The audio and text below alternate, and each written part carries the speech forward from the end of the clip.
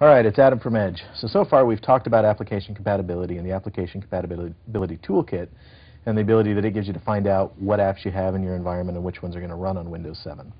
So the big question from there is, what do I do with applications that we've built in-house or somebody built for us that aren't supported by some other third party? What do we do if we want those to run on Windows 7? So to answer that question, I brought in one of my colleagues, Yochay. He does the same thing I do, but he talks specifically to developers. So I'll just put the question to you. I've got these applications. They don't run on Windows 7. Now what do I do? That's a great question, Adam.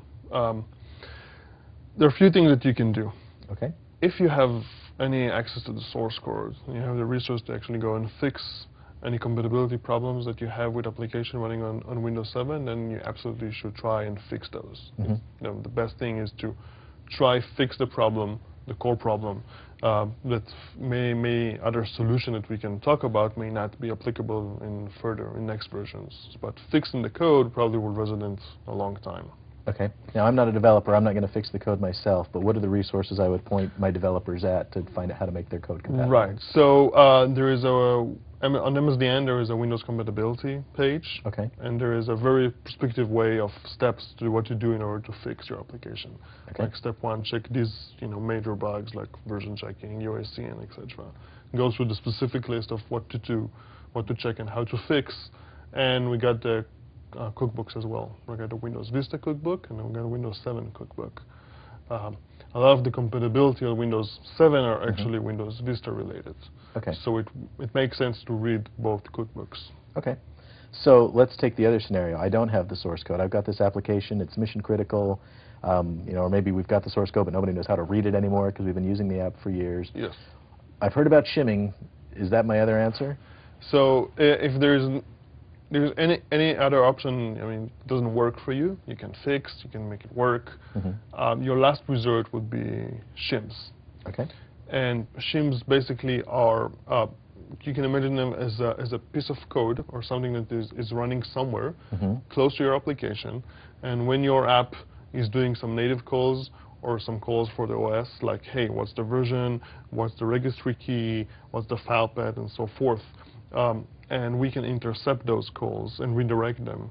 And for example, for version shims, so if you need to run on, if your application only runs on XP, and it checks for the specific version, so we can shim the app, and when your application asks the OS what's the current version, we can return the 5-point-something instead of the 6 that we're running on 7 and Vista on 7. Okay, so we're tricking the application. We are tricking the application. Because it may be doing a version, it may be checking to see if I'm on XP. It doesn't really require XP, but for whatever reason, the way the code was written, it just looks for XP, and that's the only thing it wants to run on. Exactly. Okay. You mentioned Windows version. What are some of the other things that we can fix with shims? So there are literally hundreds of shim.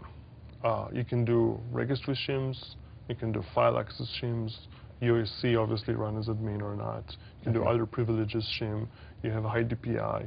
There are literally hundreds and hundreds of different shims that are available to you as developers that you can apply, as IT and developers that you can apply to your application. Okay.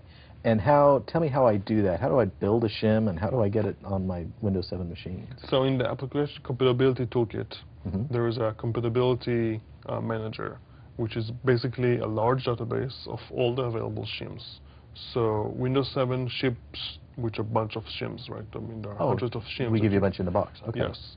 And we even shim application, probably without even people knowing that. Companies are aware of that, we let them know, but users don't really care. Right. So there are a bunch of shims in the box, and with the application compatibility toolkits, you have a bunch of other shims. They're all in this particularly big database of all the shims and all the apps that you shim. Okay. And then with that database, basically, you can even install that on different machines. There is a SB something inst that you can command that you can initiate from the toolkit that will actually deploy that compatibility database. Okay, so we give you those tools. We give you the tools to create the shims. Part of the app compat toolkit, we give you the tools to deploy those to your machines. Right, so you can apply a shim to your app, and you can set a specific configuration. There's also a way to develop a shim, but this is much more complex. Okay.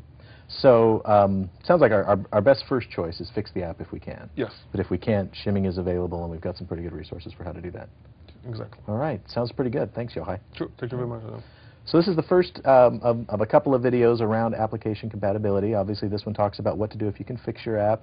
There's another video available that tells you about the other options, things like XP mode, MedV, and some of the other virtualization solutions available if you just can't get an app to run, or you're not able to shim it or something like that. We've got another video that explains what some of your other remediation options are. Thanks.